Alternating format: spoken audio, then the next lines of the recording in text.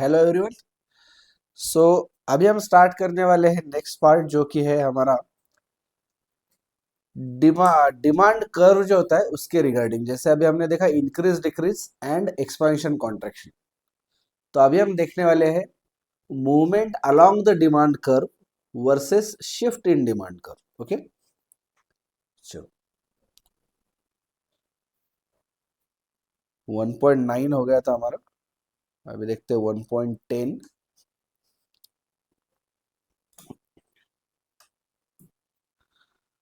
1.10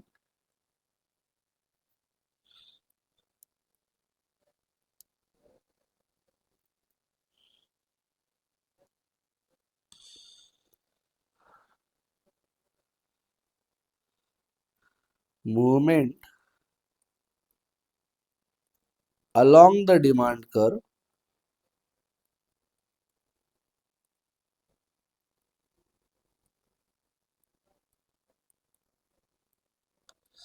versus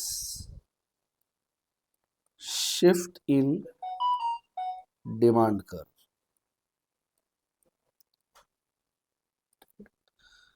demand curve मतलब हमें सब पता है कि क्या है, राइट। डिमांड कर्व मतलब क्या, जो डिमांड शेड्यूल होता है वो अगर मैं किसी ग्राफ के ऊपर प्लॉट करूंगा तो उसको क्या बोलते हैं हम, demand curve.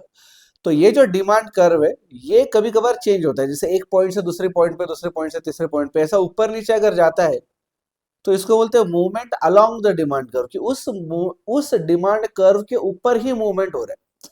Either left word हो रहा होगा, राइट वर्ड हो रहा होगा, वॉट, लेकिन जो भी मूवमेंट है वो डिमांड कर्व के अलोंग मतलब उसके ऊपर हो रहा है। और वो एक होता है कि डिमांड कर्व शिफ्ट हो जा रहा है डायरेक्टली, करेक्ट। डायरेक्टली हमारा डिमांड कर्व शिफ्ट हो जा रहा है। उसमें देखते हैं क्या है। ये वाला जो टेबल है ना, ये लगेगा अपने को। आप एक काम करो, ये जो हेडिंग बनाया ना, ये जो हेडिंग है इसके नीचे फिर से एक बार ये टेबल बना लो, फटाफट बना लो, ज्यादा टाइम नहीं लगेगा इसको। ठीक है, बनाओ फटाफट।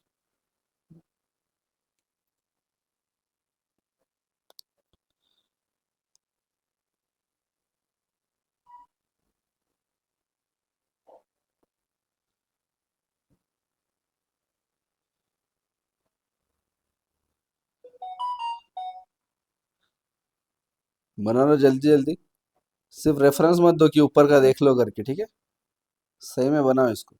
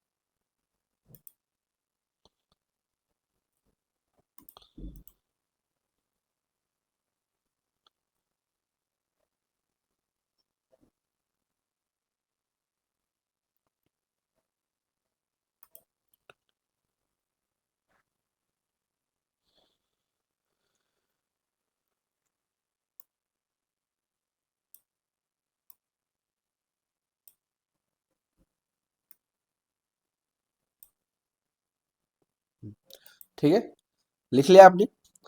चलो, उसके बाद में ग्राफ कैसे बनाते हैं अपन, नॉर्मल एक्स और वाई एक्सिस वगैरह वो सब बना लेते हैं। ठीक है, अभी स्केल वगैरह कोई लेने की जरूरत नहीं है, सिंपल बना लो।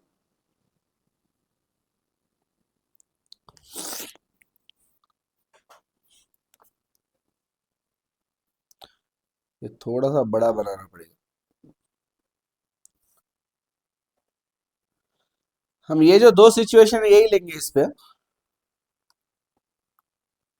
ये वाली।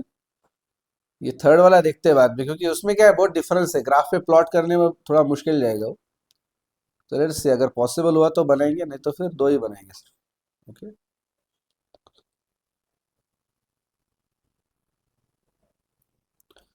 एकदम लेफ्ट से चालू करते, मे भी पूरा का पूरा पॉसिबल हो जाए।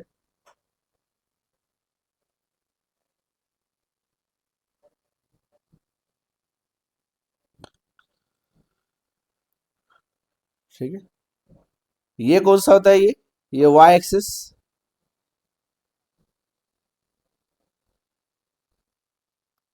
ये वाई एक्सिस है। ग्राफ तो प्लॉट करना आता है ना सबको?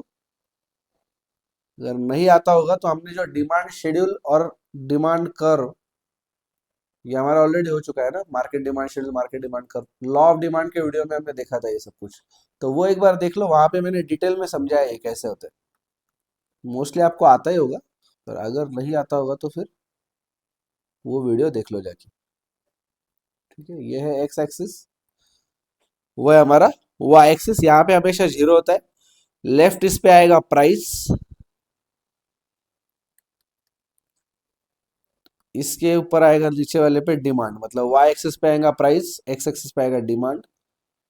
तो प्राइस क्या है बच्चों? 70, 150 एंड 100, यही है प्राइस। तो मैं 50, 150, मतलब 50, 100 और 150 भी कर दूं तो चल जाएगा, राइट? तो मैं नॉर्मली यहाँ पे दे देता हूँ 50, इसके ऊपर थोड़ा सा जगह छोड़ के आएगा 100, उसके ऊपर यहाँ पे आएगा 150, 150, राइट? ये वाई एक्सिस की जगह थोड़ी चेंज करता हूँ मैं। ये है हमारा वाई एक्सिस, ये आ गया 150, ठीक है। अभी डिमांड अगर मुझे तीनों भी अगर ग्राफ पे दिखाने हैं, तीनों भी डिमांड कर, सारे के सारे पॉइंट अगर मुझे दिखाना है तो लगेगा मुझे, मतलब 100 से लेके मुझे 4000 तक जाना पड़ेगा, राइट? तो बेटर है कि मैं पहले मैं 500 के हिसाब से बना लेता हूँ।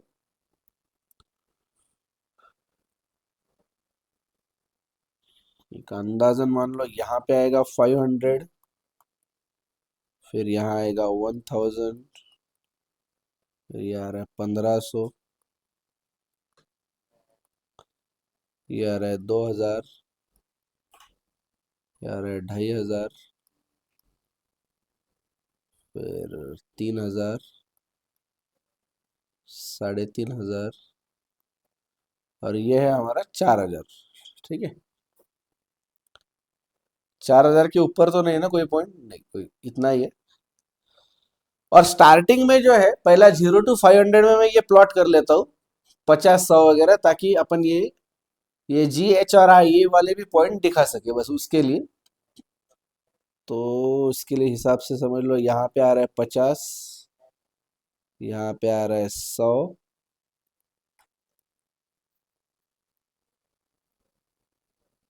ठीक है, यहाँ पे 100, और यहाँ पे मान लो 150, ठीक है। इतना भी अगर हो गया तो ठीक है।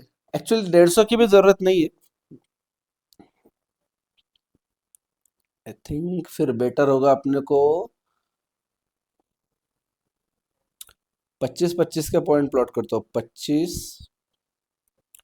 50, 75 और 100। ये एग्जैक्टली exactly प्रोपोर्शन मैच नहीं करेगा। आप बोलोगे फिर 100 और 500 के बीच में गैप बहुत ही कम है, वो नहीं करेगा मैच, क्योंकि इतना करेक्ट नहीं बना रहे हम। बस आपको कर्व समझ में आना चाहिए, बस इतना ही पर्पज है अपना, ठीक है। तो चलो पॉइंट ड्रॉ करते हैं। ए पॉइंट कहाँ पे आएगा? 100 की प्राइस पे 1000 यूनिट की डिमांड है, यानी कि ये आ गया 100, इस पे 1000 यूनिट की डिमांड, मतलब कि कहीं ना कहीं यहाँ पे ये पॉइंट आएगा। या थोड़ा राइट में लो और इसको, ये यहाँ पे आएगा, राइट? इसको नाम दे देते हैं अपन ए, इस पॉइंट को नाम देते हैं ए। बी पॉइंट कहाँ पे आएगा? 150 की प्राइस पे 700 यूनिट की डिमांड है, ठीक है। तो 150 की प्राइस सबसे ऊपर, और 700 मतलब 500 और 1000 के बीच में आएगा, लेकिन मोर टुवर्ड्स 500, क्योंकि मिड पॉइंट आएगा 750, तो 750 के लेफ्ट में। तो अगर मैं ये समझता हूँ कि ये मिड पॉइंट है, तो इसके थोड़ा सा लेफ्ट में, मतलब यहाँ पे आना चाहिए 150, ये आ जाएगा मेरा बी पॉइंट। और सी पॉइंट है 1500 यूनिट की डिमांड है, कितने प्राइस पे? 70 की। मतलब अगर मैं वाई एक्सिस देखूं तो 50 से थोड़ा सा ऊपर अगर गए तो 70 आएगा, राइट? क्योंकि हाफ वे 75 आ रहा है, तो 75 के थोड़ा सा नीचे 70 आएगा यहाँ पे, और मेरी डिमांड है 1500 की, मतलब ये आएगा। ये लगभग इस लाइन पे ही ड्रॉ करेंगे इसको।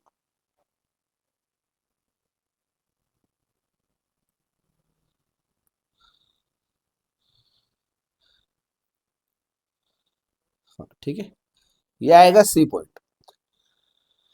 मैं इसको नाम देता हूं कर्व 1, इसको देते हैं कर्व 2 और इसको देते हैं कर्व 3। बना ही लेंगे तीनों के तीनों ही, ठीक है। इसको जोड़ते बी सी और बी ए और सी, ये जुड़ गया, ये हो गया मेरा कर्व 1, कर्व 1, ठीक है। नेक्स्ट देखो, कर्व 2 आसान है।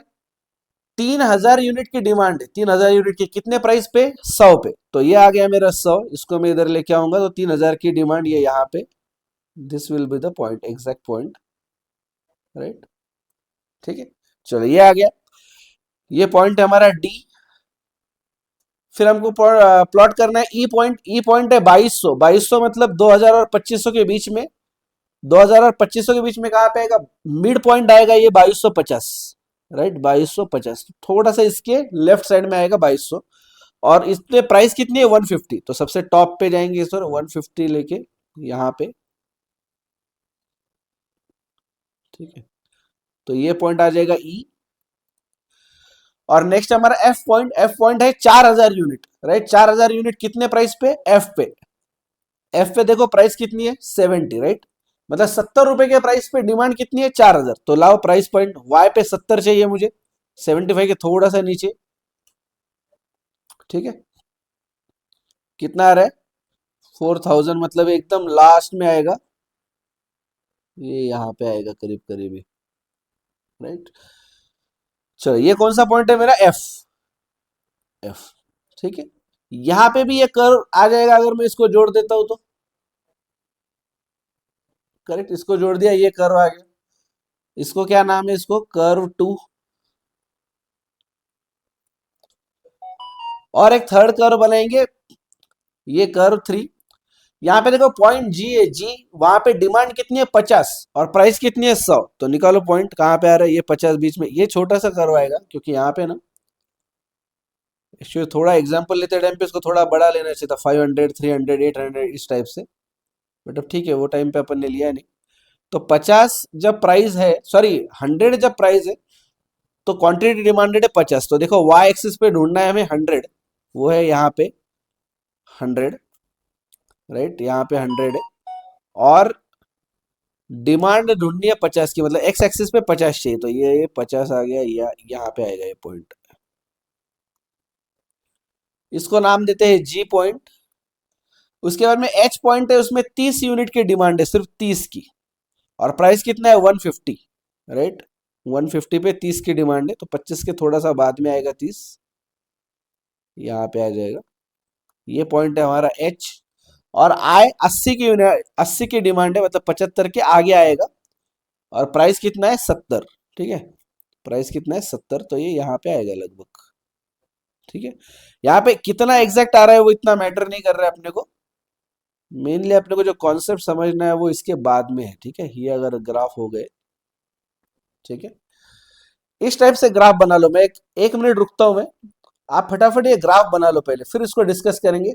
ये जो कॉन्सेप्ट है हमारा, movement along the demand curve versus shift in demand curve, इसको डिस्कस करेंगे। सिंपल है, इंक्रीज डिक्रीज और एक्सपेंशन कॉन्ट्रेक्शन हमको अगर समझा है तो ये समझने में कोई ज्यादा देर नहीं लगने वाली, दिस इज वेरी इजी, ठीक है। लेकिन उसके लिए जरूरी है कि आप ये पहले ये समझ लो, ये कर्व बना लो पहले, ठीक है। बन गया कर्व, कर्व 1, कर्व 2, कर्व 3।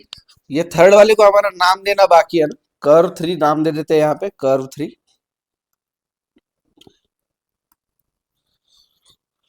अभी समझो मुझे क्या बोलना है, बहुत सिंपल सी बात कर रहा हूं मैं, सिर्फ ध्यान देके सुनो मैं क्या बोल रहा हूं। ऐसा मान लो कि अभी मैं एक पॉइंट ए पे हूं, कर्व के अंदर में पॉइंट ए पे हूं, यहां से मुझे बी की तरफ जाना है। तो मुझे बोला मैं उसी कर्व पे चला तो भी चलेगा क्या? ऐसा मान लो ये तीन रास्ते हैं, तो मुझे पॉइंट ए से बी की तरफ जाना है, तो मुझे उसी रास्ते पे चलना है। मुझे रास्ता बदलने की जरूरत नहीं है, मतलब मुझे कर्व बदलने की जरूरत नहीं है। I have to go on the same road. इसी को बोला जाता है movement along the demand curve. उसी डिमांड कर्व पे हम मूव कर रहे हैं, एक पॉइंट से दूसरे पॉइंट पे, right. This is called movement along the demand curve, demand curve. मुझे अगर ए से सी की तरफ जाना है तो भी यही स्टोरी है, राइट। ए से सी की तरफ जाना है तो भी यही स्टोरी है। मुझे बी से सी की तरफ जाना है तो तब भी यही स्टोरी है। मुझे अगर एच से, ये लास्ट पॉइंट क्या था अपना, एक मिनट, कर्व 3 के ऊपर, इस पॉइंट का नाम ही नहीं दिया ना अपन ने, ये पॉइंट आई है, आई, यहां पे बना लो पॉइंट आई। मुझे यहां पे अगर जी से आई की तरफ जाना है, या फिर एच से आई की तरफ जाना है, या फिर ई से एफ की तरफ जाना है, तो ये सारे के सारे केसेस काय के बच्चों, movement along the demand curve. हम सारा का सारा मूवमेंट किस पे कर रहे हैं, एक ही डिमांड कर्व पे कर रहे हैं, राइट। एक ही रास्ते पे हम मूवमेंट कर रहे हैं, अलग अलग स्टॉप बोल सकते हो इसको आ रहे बीच में। लेकिन मान लो मुझे जाना है एच से एच से बी की तरफ, एच से बी अब क्या हो गया, मेरा पूरा का पूरा डिमांड कर्व ही शिफ्ट हो गया। मैं एच जब चालू था मेरा, जब मैं पॉइंट एच पे था, तब मैं था कर्व 3 पे, समझ आ रही बात, कर्व 3 पे। लेकिन जब मैं बी पे जा रहा हूं, बी पे, तो अब मैं आ रहा हूं कर्व 2 के ऊपर, समझ रहे हो क्या, कर्व 2 के ऊपर। मतलब ही ये सारे फिनोमिना को क्या बोलेंगे, मैंने रास्ता ही बदल दिया सादा, एक रास्ते से मैं सीधा सीधा दूसरे रास्ते पे चले गया। मतलब क्या हो गया, मेरा डिमांड कर्व शिफ्ट हो गया। क्यों शिफ्ट हुआ ये शिफ्ट हुआ क्योंकि कंज्यूमर के इनकम में चेंज आया। यहां पे प्राइस में चेंज आया क्या, कोई नहीं आया प्राइस में चेंज। देख लो आप, एच पे प्राइस कितना है 150, बी पे प्राइस कितना है 150, प्राइस में कोई चेंज नहीं है। चेंज कहां पे आ रहा है, चेंज आ रहा है कंज्यूमर की इनकम में। तो उसकी वजह से क्या हो गया, सीधा सीधा मेरा डिमांड कर्व ही पूरा का पूरा शिफ्ट हो गया। ध्यान में आ रहा है आपको, इसको बोलते हैं shift in demand curve, shift in demand curve. इसी तरीके से मुझे अगर जी पॉइंट पे से ए पॉइंट पे जाना है, या फिर मुझे ए पॉइंट पे से डी पॉइंट पे जाना है, या फिर मुझे सी पॉइंट पे से एफ पॉइंट के ऊपर जाना है, या फिर मुझे ई पॉइंट से बी पॉइंट पे आना है लेफ्ट में। देख लो ई पॉइंट कहां पे, देखो ई पॉइंट यहां पे, मुझे आना है किस पे, ई का क्या लिखा अपन ने, सॉरी बी नहीं, हाँ बी बराबर, ई से बी की तरफ। तो ई से बी की तरफ आना है अगर, तो ई पॉइंट है मेरा यहाँ पे, बी पॉइंट है मेरा यहाँ पे। तो मैं एक ही कर्व पे अगर घूमता रहूं, कितना भी बी पे कितना भी घूमू, इधर जाओ इधर जाओ इधर जाओ इधर जाओ, कितना भी जाओ, तो भी बी पॉइंट आएगा ही नहीं मेरा। आ रहा है ध्यान में, मुझे ई से बी की तरफ आने के लिए मुझे डिमांड कर्व ही चेंज करना पड़ेगा। ध्यान में आ रहा है क्या आपको, मैं अभी आपको कर्व पे बताता हूँ। अभी हमने लिखा ना कर्व पे, देखो एच पॉइंट से जी की तरफ आना है तो मैं कर्व पे हूं अभी भी, एच से आई की तरफ आ रहा है तो कर्व पे ही, आई से जी की तरफ या आई से एच की तरफ, मैं एक ही कर्व पे बस ऊपर नीचे कर रहा हूं। This is called movement along the demand curve, movement along the demand curve, याद रहेगा। मुझे बी पॉइंट से ए पॉइंट की तरफ आना है, या सी पॉइंट से ए पॉइंट की तरफ आना है, या पॉइंट बी से पॉइंट सी पे आना है, या पॉइंट सी से पॉइंट बी की तरफ जाना है, या पॉइंट ई से पॉइंट एफ की तरफ आना है, या फिर ई से डी की तरफ आना है, या एफ से डी की तरफ आना है, या एफ से ई की तरफ आना है। मैं एक ही डिमांड कर्व पे ऊपर नीचे जब करता हूं तो इसको बोलते हैं movement along the demand curve.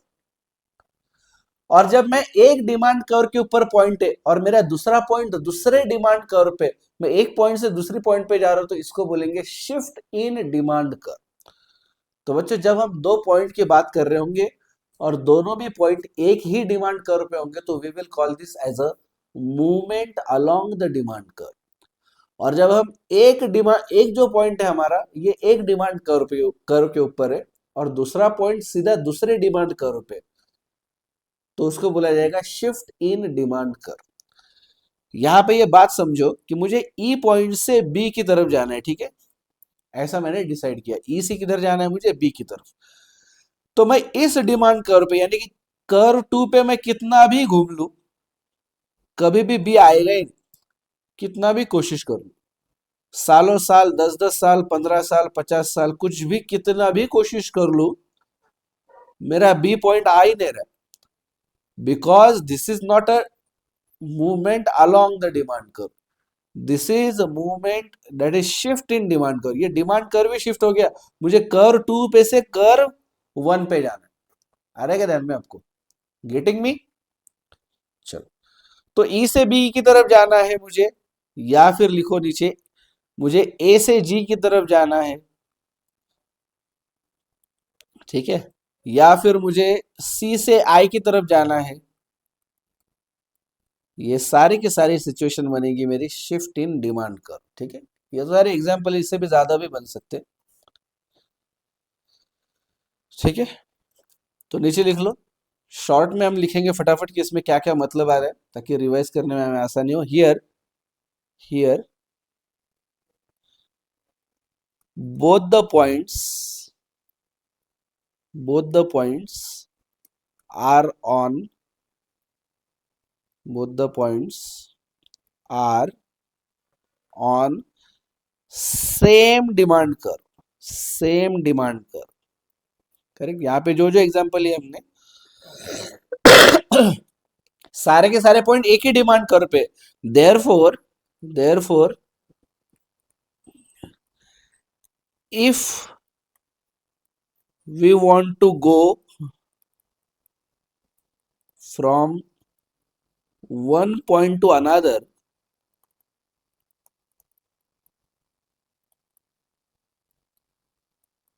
we have to move on that same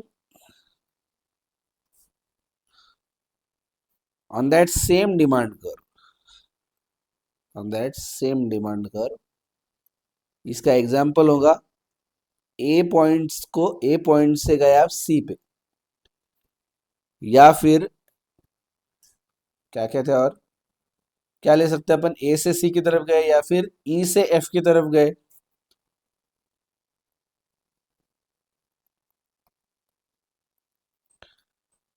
या फिर यहाँ पे पहले कर्व 3 का अगर कोई एग्जांपल है तो एच से जी की तरफ गए, एच से जी की तरफ गए। तो यहाँ पे क्या हो रहा है बच्चों, ये जो पॉइंट ए है और ये जो पॉइंट सी है, ये दोनों भी कर्व 1 पे है। ये जो पॉइंट ई है और ये जो पॉइंट एफ है, ये दोनों भी कर्व 2 पे है। ये जो पॉइंट एच है, ये जो पॉइंट जी है, ये दोनों भी कर्व 3 पे है। तो जब भी एक पॉइंट से दूसरी पॉइंट की तरफ जा रहे हो, तो आपको सेम डिमांड कर्व पे सिर्फ ऊपर या नीचे जाना है, राइट। घूम रहे हो आप एक ही डिमांड कर्व पे, राइट। लेकिन यहाँ पे क्या होगा,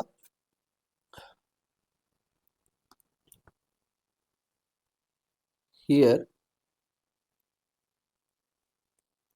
the 2 points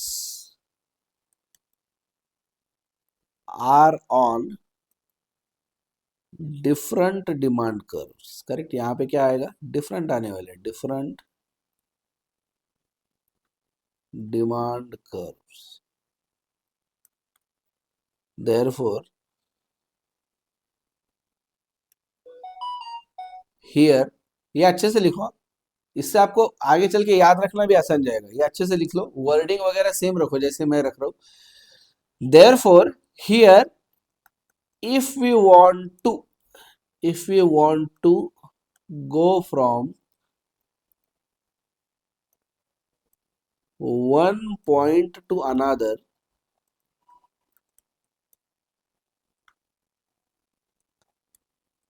कॉमा करके लिखो, we have to shift the demand curve। यहाँ पे डायरेक्टली एक रास्ते से दूसरे रास्ते पे जाना पड़ रहा है अपने को, बराबर। We have to shift the demand curve, correct. तो इसके लिए इसको क्या बोला जाता है, शिफ्टिंग डिमांड कर्व। एग्जांपल देखो, पॉइंट जी से अगर मैं पॉइंट ए पे जा रहा हूं, तो पॉइंट जी है मेरा कर्व 3 के ऊपर, और पॉइंट ए है कर्व 1 के ऊपर, बराबर ना। पॉइंट जी कहां पे,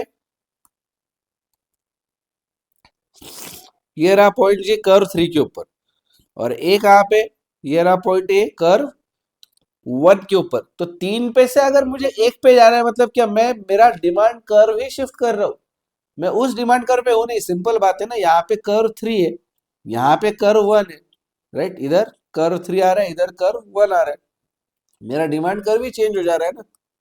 इसमें तो कुछ याद रखने की जरूरत भी नहीं है, सीधा सीधा कर्व शिफ्ट हो गया ना हमारा। तो ये 3 पे से मैं 1 पे शिफ्ट हो गया, this is called shift in demand curve, बराबर है, शिफ्ट इन डिमांड कर्व। ऐसे में और कोई एग्जांपल ले सकता हूँ क्या, और लो एग्जांपल कोई, समझ लो मैं बी से सीधा सीधा एच से मैं ई पे जा सकता हूँ क्या? हाँ, सुनो मैं यहाँ पे प्लॉट करो, सीधा सीधा मैं एच से ई पे जा सकता हूँ क्या? बी को बाईपास कर सकता हूँ क्या मैं यहाँ पे? ना। अरे कौन बोल रहा है ना, कोई जरूरत नहीं इसको बी को लेने की, हम सीधा सीधा एच से ई की तरफ भी तो जा सकते हैं ना, जा सकते हैं हम। अगर पहले 30,000 रुपए इनकम है किसी का, अगर वो डायरेक्टली हो गया 5 लाख रुपए, तो हम सीधा सीधा शिफ्ट कर जाएंगे ना, करेक्ट, सीधा सीधा हम यहाँ पे शिफ्ट कर जाएंगे एच पे से ई के ऊपर। जरूरी थोड़ी ना यहाँ पे कि बी आना ही चाहिए, नॉट नेसेसरी। तो सीधा हम एच से ई की तरफ भी जा सकते हैं क्या? यस, जा सकते हैं। तो हम अगर मान लो पॉइंट एच से ई की तरफ जा रहे, तो एच मेरा कौन सा है? कर्व, फिर से 3, कर्व 3। ई पॉइंट कहाँ पे? कर्व 2 के ऊपर है, राइट, कर्व 2 के ऊपर।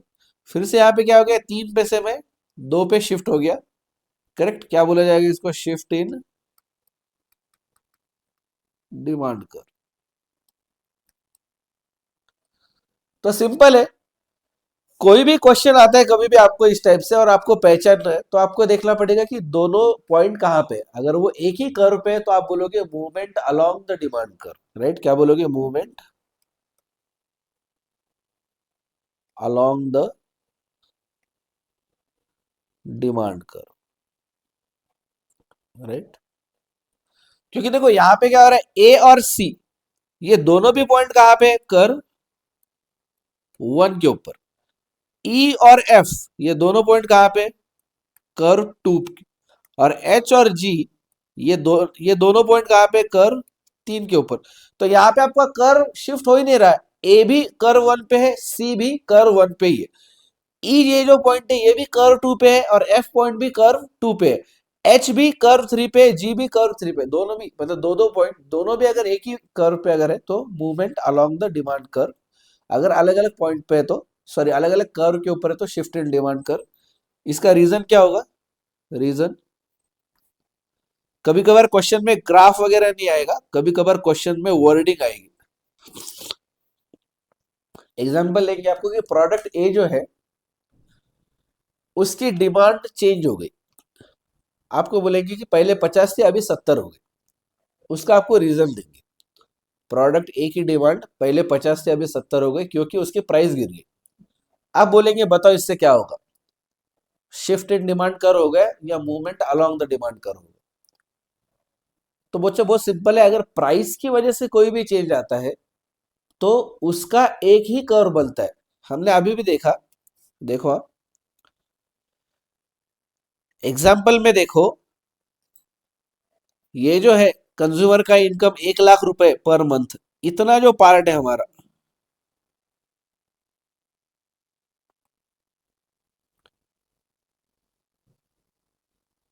देखो यहां पे डिमांड क्यों चेंज हो रही, 1,700 1,500 ये डिमांड क्यों चेंज हुई? क्योंकि प्राइस बदल रही, राइट, प्राइस चेंज हो रही। तो प्राइस चेंज होने की वजह से जो डिमांड में असर पड़ता है, तो वो सारे के सारे पॉइंट एक ही कर्व पे आए क्या? यस, कर्व 1 पे आए सारे के सारे पॉइंट। इसका मतलब प्राइस चेंज की वजह से जो भी डिमांड कर्व में चेंज आने वाले that will be movement along the demand curve. DEF में देख लो डिमांड कैसी कैसी है, 3,200 और 4,000। डी से ई या ई से एफ या एफ से डी या डी से एफ कोई भी मूवमेंट है, क्यों हुआ है? Due to change in price. Any other factor है क्या यहाँ पे काम कर रहा है क्या? नहीं। डी ई और एफ इसके बीच में जो भी मूवमेंट हो रही है, जो भी डिमांड कम ज्यादा हो रही है, वो क्यों हो रही है? बिकॉज कंज्यूमर का इनकम चेंज हुआ, अरे नहीं, क्योंकि प्राइस चेंज हुई। ध्यान दे रहे हो कि नहीं? जो मैंने बोल दिया उसको हाँ बोल देंगे क्या? आप लगाओ अपना दिमाग, राइट। क्यों हुआ ये चेंज? डी से ई या ई से एफ या एफ से डी, यानी कि डी ई और एफ के बीच में इंटरचेंज क्यों हो रहे हैं? क्योंकि चेंज इन प्राइस है, ना कि change in income. Correct. What is the reason? Change in price. तो चेंज इन प्राइस आया तो कर्व टू, एक ही कर्व पे आया ना ये सारे पॉइंट। सेम वे में जी एच आई भी कर्व 3 पे सारे के सारे पॉइंट आ गए। तो इसका मतलब सिंपल है, अगर प्राइस की वजह से चेंज आया मतलब एक्सपांशन या कॉन्ट्रैक्शन, मतलब movement along the same demand curve. और due to any other factor अगर चेंज आता है मतलब इंक्रीज डिक्रीज होता है, तब होगा शिफ्ट इन डिमांड कर्व। तब क्या होगा? Shift in demand curve. ठीक है। तो इसमें क्या बोल सकते हैं अपन? रीजन अगर होगा मेरा प्राइस, रीजन अगर प्राइस है तब क्या होगा? मूवमेंट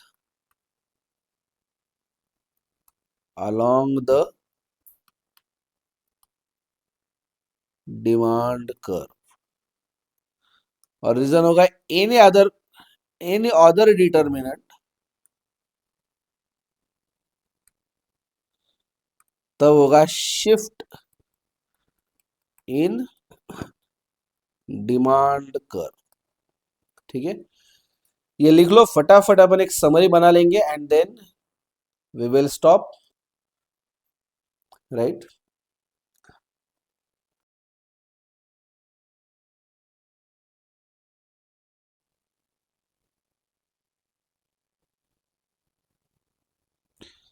यहां पे लिखना है रीजन फॉर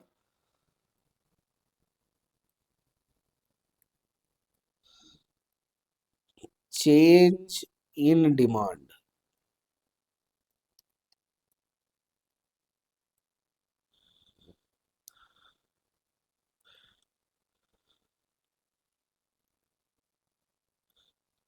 ठीक है, बाजू में लिखोगे increase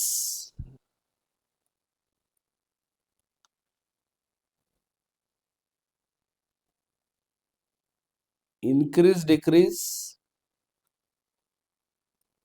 versus, sorry increase decrease नहीं, पहले लिखो एक्सपांशन कॉन्ट्रैक्शन। हमने पढ़ते टाइप में भी पहले एक्सपांशन कॉन्ट्रैक्शन देखा और फिर इंक्रीज डिक्रीज देखा ना, तो उसी फ्लो में लिख लेंगे ताकि रिवीजन के टाइप पे भी आसान हो जाए। Expansion and contraction versus increase and decrease. और इधर लिखेंगे movement along the demand curve versus shift in demand curve। ठीक है, चलो अभी देखो रीजन फॉर चेंज क्या है। रीजन फॉर चेंज है, मान लो प्राइस ऑफ द कमोडिटी। ठीक है, प्राइस ऑफ द कमोडिटी। तब क्या होगा? एक्सपांशन कॉन्ट्रैक्शन होगा या इंक्रीज डिक्रीज होगा? राइट, एक्सपांशन एंड कॉन्ट्रैक्शन होगा, बराबर। Expansion and contraction.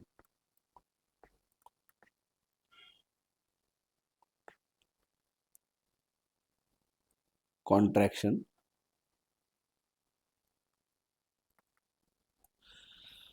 और कर्व के ऊपर जो चेंज आने वाले हैं उसको क्या बोलेंगे अपन? उसको बोलेंगे movement along the demand curve. Right और रॉन्ग? यहां पे देखो फिर से एक बार देख लो रे, रिपीटेशन भी लग रहा होगा तो भी देख लो, देखो फिर से, मत करो फॉरवर्ड, देखो ही, क्योंकि जितना ज्यादा बार देखेंगे जितना रिपीट करेंगे उतना याद भी रहेगा। A B C in point के बीच में इंटरचेंज क्यों हो रहा है, ऊपर नीचे क्यों जा रहे हो अब इस पॉइंट पे? क्योंकि प्राइस में चेंज आया। तो इसको हमने क्या बोला? एक्सपेंशन और कॉन्ट्रैक्शन। और हमने जब कर्व पे देखा तो एबीसी के ऊपर जो भी चेंजेस आ रहे हैं, तो कर्व पे मुझे अगर घूमना है ए से बी, बी से सी, सी से ए से सी, सी से बी, बी से ए से बी, बी से कुछ भी किधर भी जाना है, तो मुझे एक ही डिमांड कर्व पे ऊपर नीचे जाना है, दैट इज कर्व नंबर 1। तो इसको क्या बोलेंगे, movement along the demand curve. Along मतलब उसके ऊपर ही, मूवमेंट अलोंग, मूवमेंट हो रही, किस पे मूवमेंट हो रही, उस डिमांड कर्व के ऊपर मूवमेंट हो रही, ऊपर नीचे। अलोंग मतलब उसी पे मूवमेंट हो रही, राइट। लिखो, movement along the demand curve, movement along the demand curve.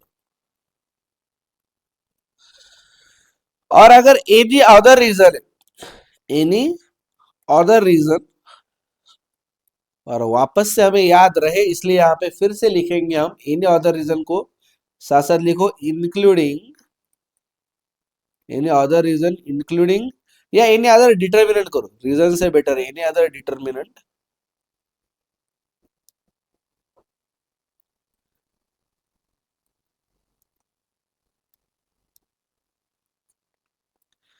Any other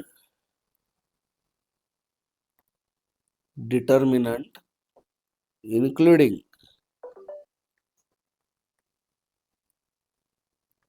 price of related commodities.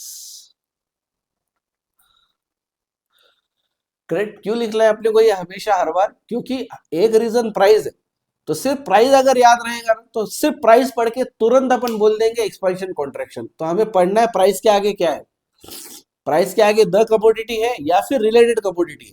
अगर रिलेटेड कमोडिटी आ गया मतलब इंक्रीज डिक्रीज है, सिर्फ प्राइस ऑफ द कमोडिटी आ गया मतलब एक्सपेंशन कॉन्ट्रैक्शन है। Please remember this, okay. चलो, any other determinant including including price of related commodity, ये अगर आता है तो फिर इसको बोलेंगे हम इंक्रीज एंड डिक्रीज। और कर्व के ऊपर जो भी चेंज होने वाला है उसको बोलेंगे shift in, shift in demand curve. ठीक है, क्या बोलेंगे, शिफ्ट इन डिमांड कर्व। फिर से देखना एक बार, ये देख लो एक बार हो जाएगा, लेकिन फिर हमेशा याद रहेगा। अगर अभी कंफ्यूज हो गया ना तो हमेशा के लिए कंफ्यूज होगा, फिर कितनी बार भी कुछ भी कोशिश कर लो। देखो, बी पॉइंट से अगर मुझे ई पॉइंट पे जाना है, हम लोग इस पे जो टेबल बनाया अपने, वहां पे भी हम बी से ई की तरफ क्यों गए बच्चों, यहाँ पे देखो, टेबल में भी देखो बी पॉइंट है और ई भी पॉइंट है। बी पॉइंट में डिमांड कितनी की है, 700। ई पॉइंट पे डिमांड कितनी की है, 2200। तो 700 की जो डिमांड है वो 2200 क्यों हुई, ड्यू टू प्राइस चेंज ना। प्राइस चेंज तो है ही नहीं कुछ, दोनों जगह प्राइस कितना है, 150 ही है, तो प्राइस चेंज तो है ही नहीं ना। तो ये चेंज क्यों आ गया, 700 से 2200 पे क्यों गए, क्योंकि इनकम चेंज हो गया। गेटिंग में, क्योंकि इनकम चेंज हो गया, किसका किसका, कंज्यूमर का इनकम चेंज हो गया। कंज्यूमर का income is another factor, correct, other factor then price of the commodity. तो अदर फैक्टर है, मतलब 700 की जो 2200 ही demand, this is due to any other determinant. तो एनी अदर डिटर्मिनेंट मतलब इंक्रीज और डिक्रीज। चलो देखते हैं कर्व पे क्या होता है, बी से ई की तरफ जाना है तो कर्व पे क्या इंपैक्ट पड़ता है। कर्व के ऊपर बी है यहाँ पे, कर्व 1 के ऊपर, और ई पॉइंट है यहाँ पे जो कि है कर्व 3 के, सॉरी कर्व 2 के ऊपर। तो बी पॉइंट जो है कर्व 1 पे, वहां से मुझे ई पॉइंट की तरफ जाना है जो है कर्व 2 पे, मतलब मुझे एक ही कर्व पे मैं हूं क्या, नहीं, मैं जा रहा हूं कर्व 1 से कर्व 2 की तरफ। मतलब ही डिमांड कर्व 1 से डिमांड कर्व 2, मतलब ही इसको बोलेंगे shift in demand curve. Demand curve ही मेरा शिफ्ट हो गया, कर्व 1 से मैं 2 की तरफ चला गया, राइट, रास्ता बदल गया है मेरा, राइट, अगर इसको मैं उस तरीके से बोलूं तो ये याद रहेगा, दिस इज अवर समरी। इसको याद रखो, ये अच्छा टेबल है ये, इसको अपन देख लेंगे एग्जाम के टाइम पे आप, तो आपका सारा का सारा रिवाइज हो जाएगा। ये पीछे जो 2 लेक्चर्स हमने देखे वो पूरे आपके रिवाइज हो जाएंगे इसके अंदर, राइट।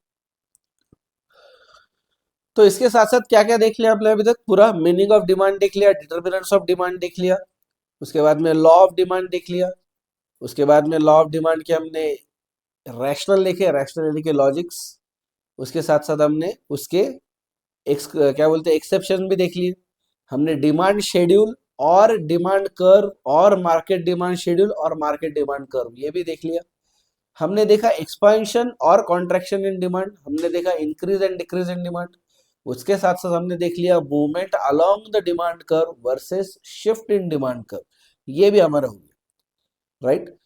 तो डिमांड के अंदर जो हमने मतलब जो पहला यूनिट है डिमांड, उसके अंदर मैं आपको जब कंटेंट लिखा के दिया था तो बोला था कि ये दो पार्ट है एक तरीके से, कि बेसिक और दूसरा है हमारा इलास्टिसिटी। तो डिमांड फंक्शन एक हमारा बाकी है, तो डिमांड फंक्शन में इलास्टिसिटी के पहले लूंगा 2 मिनट में डिमांड फंक्शन, और उसके बाद में हम चालू करेंगे इलास्टिसिटी। तो पहला जो पार्ट है ये हमारा लगभग पूरा खत्म हो चुका है अभी तक। अभी तक के सारे वीडियोस आ चुके हैं इसके ऊपर, यूट्यूब के ऊपर पहले के भी है सारे, प्रीवियस वीडियोस देख लो, आप प्लेलिस्ट में जाके देख लो। और अगर आप वीडियो ये अभी नहीं देख रहे हो, अभी हम अप्रैल महीने में रिकॉर्डिंग कर रहे हैं, 14-15 तारीख कुछ उस टाइम पे ये अपलोड हो जाएगा वीडियो। अगर आप ये वीडियोस बाद में देख रहे हो मई जून में, तो ये बात समझ लो कि इसके आगे के भी वीडियोस अपलोड हो चुके हैं, तो डिस्क्रिप्शन बॉक्स में जाके नेक्स्ट वीडियो देखेंगे तो आपको अगला भी मिल जाएगा। तो पूरा सिक्वेंशियली सारे वीडियोस देखो, and please go to the description box, videos देखिए, प्रैक्टिस क्वेश्चन सॉल्व करिए, and please join the class by filling the form. आपको कोई फीस नहीं भरती है, लेकिन you can at least fill a Google form, okay, to join the class, so that जो कुछ हम जूम सेशंस वगैरह लेते हैं ऑनलाइन, लाइव लेक्चर्स जो लेते हैं वहां पे आप ज्वाइन कर सको। उसके अंदर रिवीजन होगी, डाउट सॉल्विंग सेशंस होंगे, कुछ इंपॉर्टेंट पार्ट रहेगा तो उसके अंदर फिर से होगा, तो वहां पे हम फिर आपको इनवाइट कर पाएंगे, राइट। अभी भी है, बहुत सारे बच्चों ने भरा है वो फॉर्म, लेकिन ऐसा हो रहा है कि जितने व्यूज आ रहे उतने बच्चों ने फॉर्म भरा नहीं है। वो रेगुलरली कंसिस्टेंटली व्यूज आ रहे, लेकिन फॉर्म उतने बच्चों ने भरा नहीं है। तो please go and fill the form so that we will be able to invite you for the live sessions, okay. चलो फिर मिलते हैं गाइस नेक्स्ट वीडियो में, बाय बाय।